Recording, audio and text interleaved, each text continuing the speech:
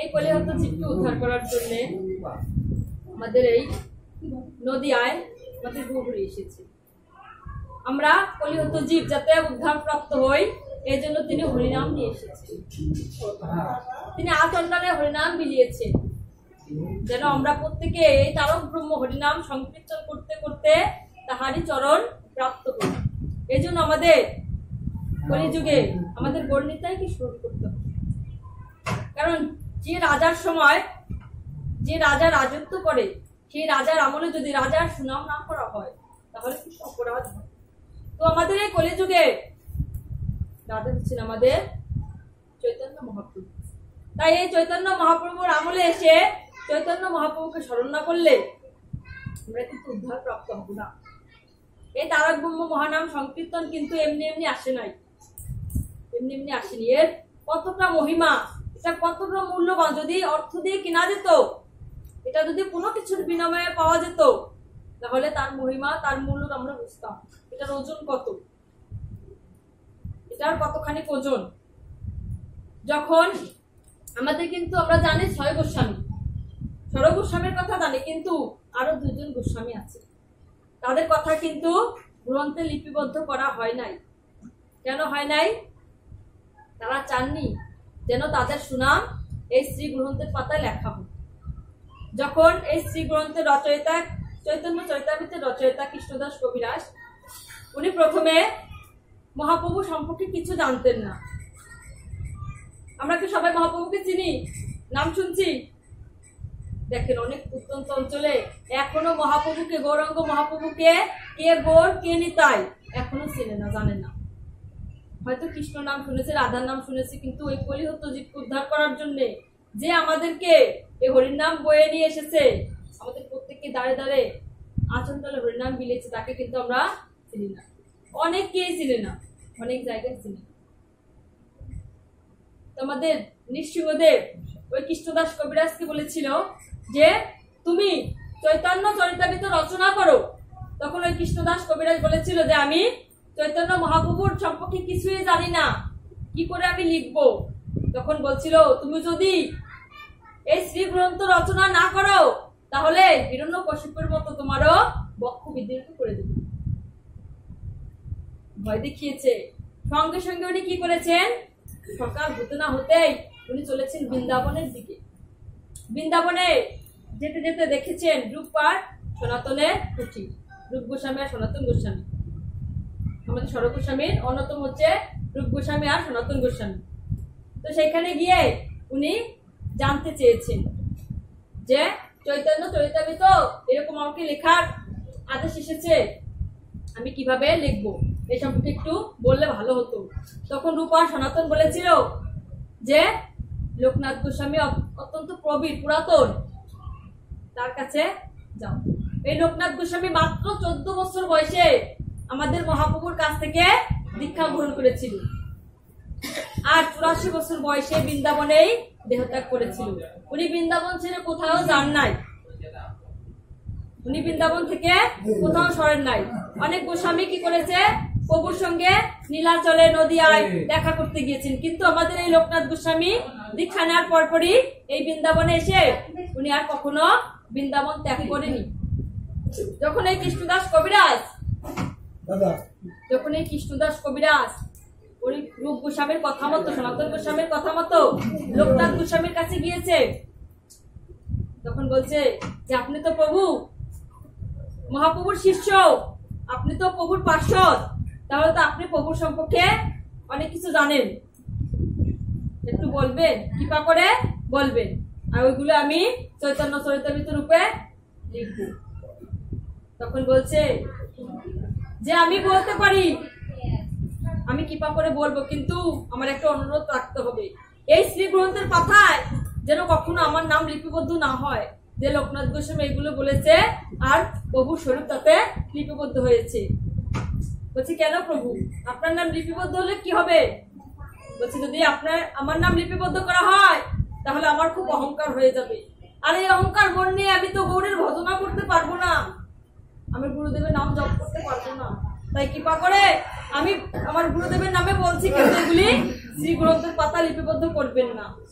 তখন কি করলেন, ওই লোকনাথ গোস্বামীর কথা শুনে শুনে লিখলেন এই কৃষ্ণদাস কবিরাজ চৈতন্য চরিতামৃত লিখলেন। আর তখন সমস্ত মানে সর্বগোস্বামীগণ প্রভু যখন নীলাচলে গিয়েছিল সবসময় দেখতে গেছিল, কিন্তু লোকনাথ গোস্বামী যায় নাই। একসময় সনাতন গোস্বামী প্রভুর সঙ্গে দেখা করতে যাবে। প্রভু যখন সন্ন্যাস গ্রহণ করেছে, নীলাচলে অবস্থান করছে, মহাপ্রভুর সঙ্গে দেখা করতে যাবে। ওই বৃন্দাবন থেকে নীলাচল পুরী হচ্ছে 1500 কিলোমিটার। 1500 কিলোমিটার কিন্তু বাড়ির কাছে নয়। ওই 1500 কিলোমিটার পাড়ি দিয়ে পদব্রজে হেঁটে হেঁটে, তখন কোনো যানবাহন ছিল না। আর তখনকার বৃন্দাবন ছিল ঘন জঙ্গলে পরিপূর্ণ, সেটা আসল বৃন্দাবনের মতো। এখন তো লোকালয় হয়েছে। তো কি করেছে, সনাতন গোস্বামী মহাপ্রভুর সঙ্গে দেখা করার জন্য সেই 1500 কিলোমিটার পায়ে হেঁটে হেঁটে রওনা দিয়েছে। তো উনি যেখানে যা পেয়েছে তাই খেয়েছে, আর যখন যেখানে পুকুর পেয়েছে, নর্দমা পেয়েছে, সেখান থেকেই জল গ্রহণ করেছে। ও সেখানে জল গ্রহণ করায় ওই জলের ভিতরে যে জীবাণু ছিল ওনার দেহে প্রবেশ করে ওনার দেহে ক্ষতপাস্ত্র সৃষ্টি হয়েছে, গা ভরা বাঘির মতো সৃষ্টি হয়েছে ঘা। তো হাঁটতে হাঁটতে যখন উনি পুরী মন্দিরের নিকটে পৌঁছালেন, দেখছেন ওনার গায়ে এমন কোনো স্থান নেই ফাঁকা, সম্পূর্ণটা বেদিতে জর্জরিত হয়ে গেছে। তখন কি করলেন, উনি হাসছে আর উত্তরে দিয়ে গাটা ঢেকে নিলেন যেন কেউ না দেখে। উত্তরে দিয়ে গা ঢেকে নিয়েছে। হাঁটতে হাঁটতে যখন এগুলেন, দেখলেন নামাচার্য হরিদাস ঠাকুরের কুটি। তিনি হরিদাস ঠাকুরকে দেখে পণ্ডিতি জানালেন, আর হরিদাস ঠাকুর তাকে কি করতে চাইলেন, আলিঙ্গন করতে চাইলেন। সনাতনকে দেখে বললেন, সনাতন আসো, তোমার সঙ্গে একটু পরশ করি, তোমাকে একটু আলিঙ্গন করি। সনাতন বলছে, না জানো না গো হরিদাস, আমি তো কৃষ্ণ ভজনের যুক্ত নয়, আমি কৃষ্ণ ভজনের উপযুক্ত নই। দেখো আমার দেহে নানা ধরনের কোষ পাঁচড়ায় বাসা বেঁধেছে। আমি শুধুমাত্র একটিবার গৌরীর দর্শন করার জন্য সেই 1500 কিলোমিটার হেঁটে এসেছি। আর সকালটা হতেই গৌরীর দর্শন করে আমি ওই পুরীর সাগরে নিজেকে বিসর্জন দেব। আমি আর এই দেহ রাখবো না, আমি আত্মহত্যা করব। তখন আমাচার্য হরিদাস বলছিল, আত্মহত্যা কোনো সমাধানের পথ নয়, তুমি এখানে থাকো, তুমি শান্ত হও, তোমার মনকে শান্ত করো। তখন ওইখানে রয়েছে রাত্রটুকু। যখন ভোরে গৌর এসে হরিদাসকে বলছে, হরিদাস তোমার কুটিরে কি কোনো বৈষ্ণব এসেছে, কোনো ভক্ত এসেছে? হরিদাস তো মিথ্যা কথা বলবে না, কারণ ভক্তরা কখনো মিথ্যা কথা বলে না। তখন বলছে, হ্যাঁ প্রভু, সনাতন এসেছে,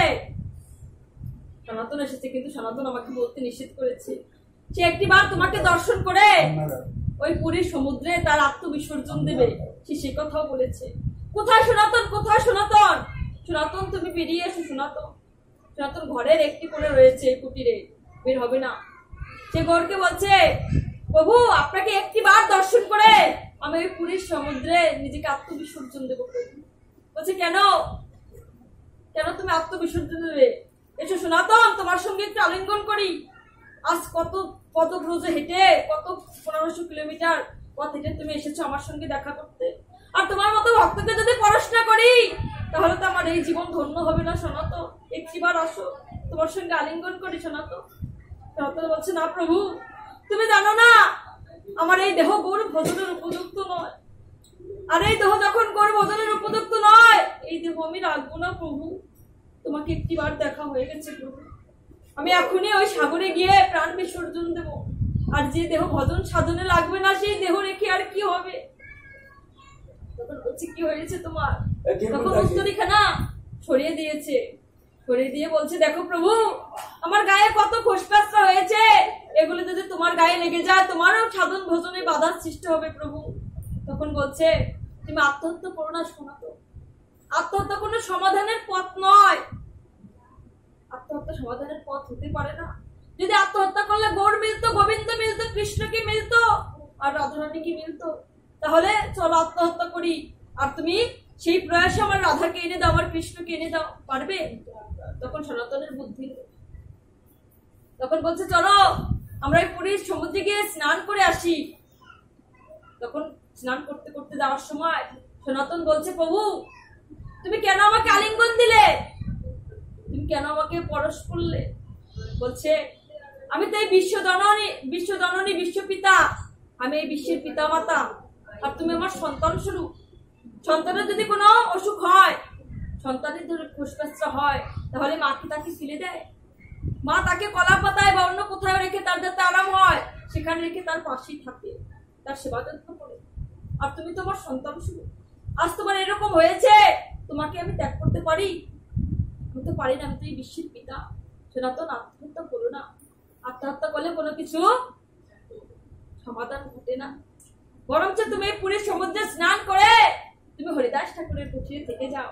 যখন তুমি সুস্থ হবে, তুমি আমার কৃপা পাবে, তুমি আমার এই জড়বন্ধন থেকে মুক্ত হতে পারবে, তখন তোমাকে আমি আমার এই পাদপদ্ম দেব, তুমি থেকে যাও। এই বলে আশ্বাস দিয়েছিলে। সনাতন থেকেছিলে, থেকে যখন তার রোগ মুক্ত হলো, তখন সে আবার বৃন্দাবনে ফিরে গিয়েছিল।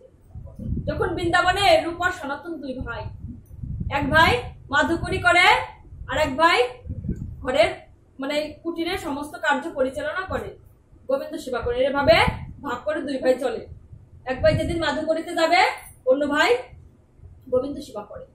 তো রূপ গিয়েছে মাধুকরীতে, সনাতন কি করেছে, সেদিন তার গোবিন্দ সেবার পালা করেছে।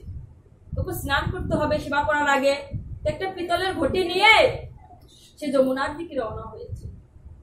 ওই ঘটিখানা নিয়ে যখন যমুনার দিকে রওনা দিয়েছে, হা কৃষ্ণ হা গৌর বলতে বলতে, ওই তারকগুণ মহানাম নিতে নিতে, তার মুখে সর্বদাই কৃষ্ণ নাম নিতে নিতে যখন হাঁটছিলেন, তখন একটা পাথর তার পায়ে বেঁধেছে।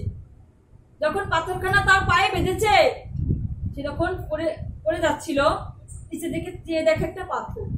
ওই পাথরটি উঠিয়ে যখন তার ওই হাতে রাখা ঘটির সঙ্গে লেগেছে, ওই ঘটিতে সঙ্গে সঙ্গে চকচক করে উঠেছে।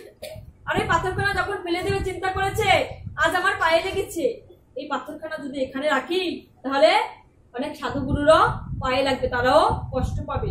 তাই উনি কি করেছেন, পাথরখানা ফেলার উদ্দেশ্যে যমুনার দিকে যাচ্ছিলেন আর স্নানের উদ্দেশ্যে। যখন দেখছে যে ওই ঘটিখানা, তামার ঘটিখানাতে এত চকচক করতো না, এটা কেন চকচক করছে, তাকে দেখেটা স্বর্ণ, কারণ ওনার ছিল জমিদার পুত্র, শত শত মন স্বর্ণ ছিল তাদের, আর স্বর্ণ চিনতে কখনো তাদের ভুল হয় না। তখন চিন্তা করেছে এই পরশ পাথরকে, এটা নিশ্চয় পরশ পাথর, একে ফেলে দে। তখন কি করেছে, সমুদ্রে না ফেলে, যমুনাতে না ফেলে, পাঁচে একটা বিন্যাস ছিল বেতের চোখ, ওই নিচে রেখে দিয়েছে। ওই নিচে রেখে দিয়ে ওই স্নান করে ওই পাত্রে করে জল নিয়ে যখনই গোবিন্দ সেবা করছে, ওই সেবা করতে করতে ওই কুঠির, সেই পর্ণ কুঠির, তো কুঠিরের বাইরে থেকে ওই সোনা চকচক করছে, রোদ্রের আলোতে জল জল করছে। এমন সময় রূপ ফিরে এলো। রূপ ফিরে এসে দেখে কুঠিরে কি যেন জল জল করছে। ভিতরে ঢুকে দেখে সনাতন পূজা করছে, আর এরকম তামার ঘটি স্বর্ণ হয়ে গেছে। তাতে তো স্বর্ণ চিনতে ভুল হয় না। তখন সনাতনকে বলছে, সনাতন,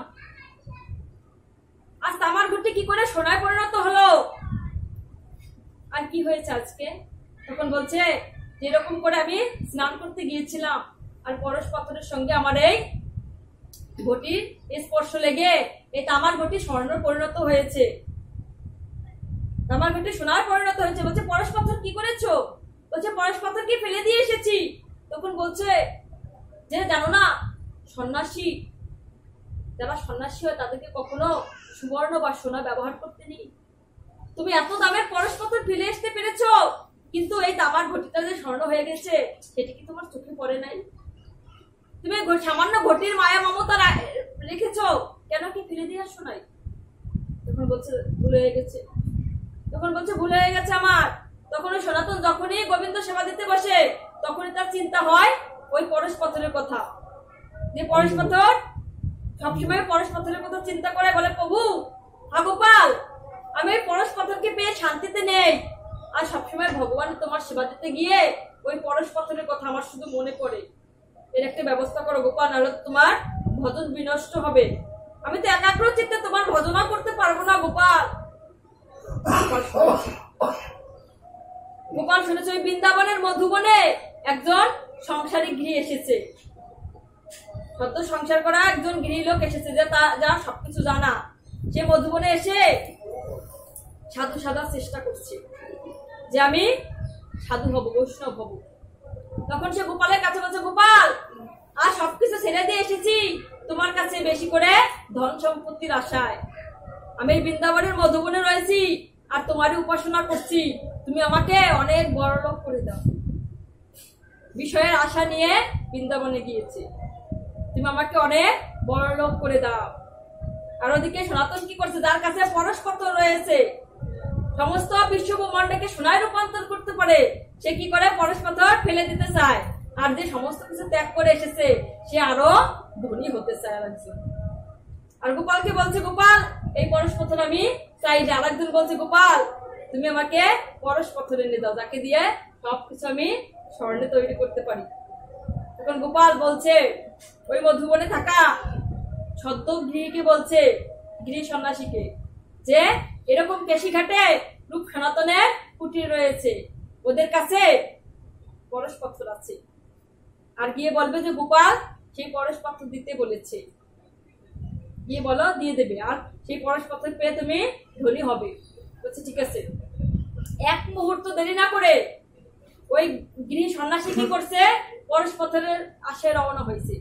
আর ওর মন তো সরল নয়, কুটিল জটিল মন, আর সবকিছু জানা। আধুনিক যুগের সন্ন্যাসী তো চিন্তা করছে ওই রূপ আর সনাতন যদি আমাকে ঠকায়, এই জন্য ওইটা আসল পরশপত্র কিনা, এই জন্য একটু লোহা নিয়ে যেতে হবে।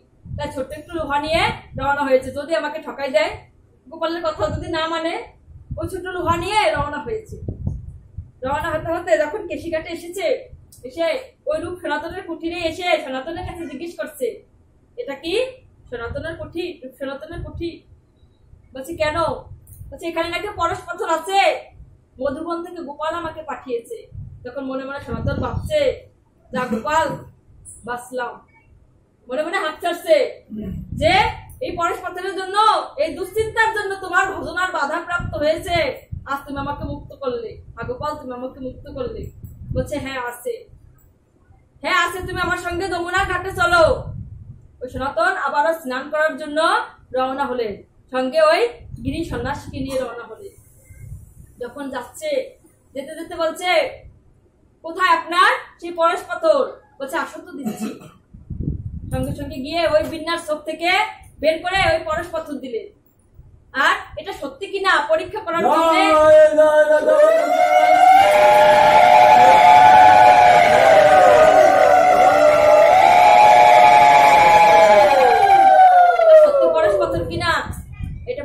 জন্য সঙ্গে সঙ্গে ওই লোহার টুকরাটি নিয়ে স্পর্শ করলে, দেখলো না এটা তো সত্যি পরশপত্র। যখন ওই পরশপত্র দিয়ে সনাতন যমুনাতে স্নান করতে গেছে, তখন ওই লোকটা সন্দেহ হলো, গিরি সন্ন্যাসী, যে এত দামি পরশপত্র। গোপাল তো বলেছিল অনেক মূল্যবান, আর অনেক মূল্যবান জিনিস কি এই বিন্যাস চোখের নিচে থাকে? নিশ্চয়ই এর সাথে দামি কিছু ওই সনাতনের কাছে আছে। এটা যদি মূল্যবানই হয়, এটাকে কি এখানে রেখে দেয়? ওই বুদ্ধি ঘুরে দাঁড়িয়ে রয়েছে, কখন সনাতন স্নান করে আসবে তখন এই কথা বলবে। তখন স্নান করে এসেছে, বলছে সাধু দাঁড়াও দাঁড়াও। বলছে কি এটা কি সত্যি পরশপত্র? বলছে কেন দেখলে না পরীক্ষা করে? এটা তো সত্যি পরশপত্র। বলছে এটা কি মূল্য? তোমার কাছে কোনো মূল্য নেই? বলছে কেন এই কথা বলছো? বলছে এটা যদি মূল্যবানই হয়, এটাকে কেন বিন্যাস চোখের আড়ালে রেখে এসেছো? এর সাথে মূল্যবান তোমার কাছে আছে। বলছে এর সাথে মূল্যবান জিনিস যদি আমার কাছে থাকে, তাহলে তো এখানে থাকবে না, হয়তো আমার সিন্ধুকে আছে।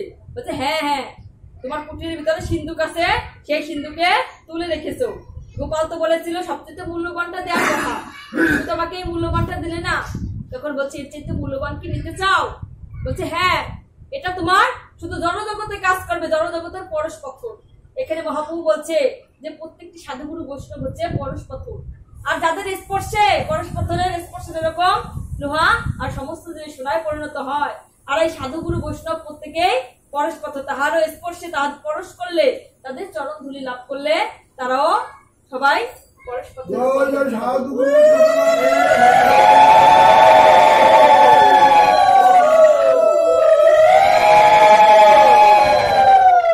সত্যি কি আমার কাছে এক পরশপত্র আছে, তোমাকে যে পরশপত্র দিয়েছি ওটা শুধু এই ইহজগতে কাজ করবে, জড় বন্ধন থেকে মুক্ত করবে, আর আমার কাছে যে পরশপত্র আছে এটা শুধু এই ইহজগত নয়, পরজগতেরও কাজ করবে।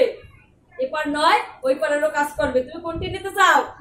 তখন বলছে আমি একটা নেবো কেন, আর যেটাকে 2 দেশের কাজ করবে আমি ওই 2 দেশের পরশপত্র নিতে চাই, 2 দেশেরটাই নেব। বলছে তাহলে একটা কাজ করো, তুমি কি এই পরশপত্র ফেলে দিতে পারবে? যদি পারো তাহলে তোমাকে ওই পরশপত্র দেবো। বলছে হ্যাঁ, এর সাথে বেশি মূল্যবান পরশপত্র যদি আপনি আমাকে দেন তাহলে এটা কেন ফেলে দেবো না। এই 2 নম্বর পরশপত্র রেখে কি হবে, এটাকে এক্ষুনি যমুনায় ত্যাগ করে আসি।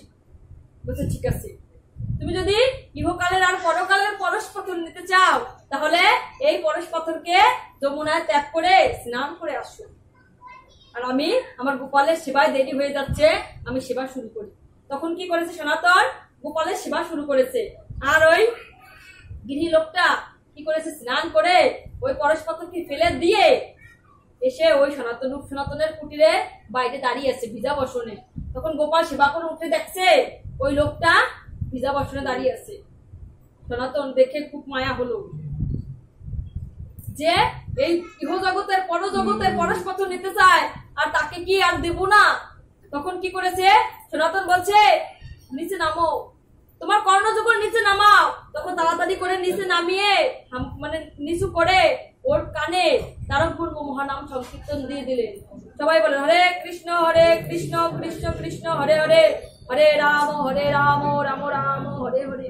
সঙ্গে সঙ্গে এই তারকপূর্ব মহানাম যখনই তার অন্তরে প্রবেশ করেছে, তার কর্ণদ্বয়ে প্রবেশ করেছে, সঙ্গে সঙ্গে তার অষ্টশাস্ত্রিক বিকার হয়েছে। বলছে হ্যাঁ প্রভু, এই বৃন্দাবনে এসেছিলাম বিষয়ের আশায়, এই বিষয়ের আশায় এসে আজ যে ধন পেলাম, এটা শুধু বিষয়কে ছাড়িয়ে আজ আমার জন্য জড়বন্ধন মুক্ত হয়ে আমি যেন ভবসাগরে সেই গর্ণিতায় চরণ পাই, সেই কায়দা করে দিয়েছি তুমি। আজ তুমি আমার গুরু। আমি চাই না এই পরশপত্র, যে পরশপত্র শুধু আমার ইহজগতের ভালো করবে, এই পরশপত্র আমি চাই না। আজ এই মহানাম সংকীর্তন যখন আমার কর্ণে দিয়েছো, আর এই তারকপূর্ব মহানাম সংকীর্তন এই পরশপত্র আমার হৃদয়ে গিয়ে এমন ভাবের সৃষ্টি হয়েছে যেন গৌরনিতাই সেবা, আমার আর কিছু নাই। ইহজগতে যেন গৌরার নিতাই সেবা করতে পারি, আর এই বিষয়ের কামনা যেন আমার দূর হয়ে যায়, সেই আশীর্বাদ করে প্রভু। বলছে ঠিক আছে। আজ থেকে মহাপ্রভু বললেন যে তারকপূর্ব মহানাম সংকীর্তন যারাই নেবে, যারাই শ্রবণ করবে, যারাই মূল্য দেবে, তারাও শেষের দিনে আমার এই চরণ পাবে। তাদের জন্য আমার চরণ নিশ্চিত নিশ্চিত নিশ্চিত। যারা দিন অন্তে একটি বারো এই হরে কৃষ্ণ কৃষ্ণ কৃষ্ণ হরে হরে, হরে রাম রাম রাম হরে হরে বলবে, আর দিন অন্তে একটি বারো গৌরনিতায়ের স্মরণ করবে, তাদের জন্য বৈকুণ্ঠ দান, তাদের জন্য গৌরনিতায়ের চরণ থাকবে থাকবে থাকবে। তারা কখনো চরণ থেকে বঞ্চিত হবে না।